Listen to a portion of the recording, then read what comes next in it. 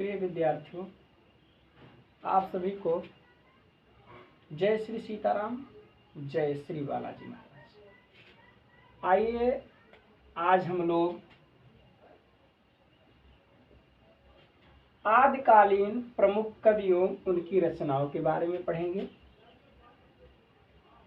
आदिकाल के जो प्रमुख कवि हैं और उनकी जो रचनाएं हैं, यहीं से ही कक्षा 12 के विद्यार्थियों के लिए बोर्ड एग्जाम में बार बार यहीं से प्रश्न पूछे जाते हैं।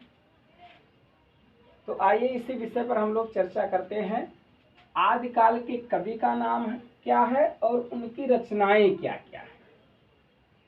आदिकाल में ज्यादा आपको कुछ पढ़ना नहीं है, जो बोर्ड एग्जाम में प्रश्न पूछे जाएंगे उसी से संबंधित वीडियो यहाँ आपको मिल जाएगा।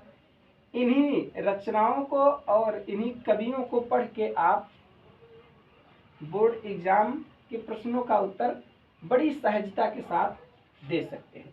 तो इसमें जो हमारे सबसे प्रथम या महत्वपूर्ण कवि हैं वो हैं चंद बरदाई, जिनकी रचना है पृथ्वीराज रासो। और ये रचना जो है आदिकाल का प्रथम महाकाव्य भी है। अगर ऐसे भी प्रश्न आपको मिल जाता है कि आदिकाल का प्रथम महाकाव्य क्या है, तो आदिकाल का प्रथम महाकाव्य है पृथ्वीराज रासो। दूसरे हमारे कवि हैं नरपत नाल। नरपत नाल जिनकी रचना है बीसल देव रासो। ये भी आपकी एक साधारण रचना है। और इसी के साथ साथ आपके आदिकाल के एक और जो प्रमुख कवि हैं वो है अब्दुल रहमान, जिनकी रचना है संदेश रासक। ये एक आपका काव्य ग्रंथ है। काव्य ग्रंथ के अंतर्गत ये रचना आती है और इस रचना का नाम है संदेश रासक, जो कि अब्दुल रहमान जी के द्वारा लिखा गया। अगले आपके कवि हैं जगनिक। जगनिक की रचना है आल्हा खंड और ये रासो नामक काव्य के अंतर्गत आता है आपका ये आल्हा खंड। अगले कवि हैं दलपत विजय।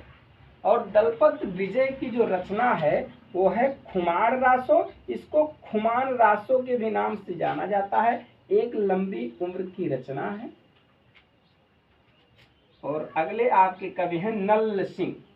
नल सिंह की रचना क्या है? विजयपाल रासो। ये एक ग्रंथ है इनका। विजयपाल रासो क्या है? एक ग्रंथ है। और एक और आपके कवि हैं कुतबन। कुतबन की रचना है मृगावती। परीक्षा में बार बार पूछा जाता है। तो आज यहाँ हमने 7 कवियों और उनकी रचनाओं को लिया है, जो कि आदिकाल के अंतर्गत आते हैं।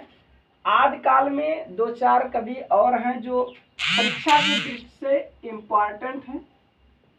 इनको हम अगली वीडियो में आप लोगों को बताएंगे। तो ये 1 2 3 4 5 6 7 कवियों और उनकी रचनाओं को आप रट लें, क्योंकि इसी से प्रश्न आपके बोर्ड एग्जाम में पूछा जाएगा।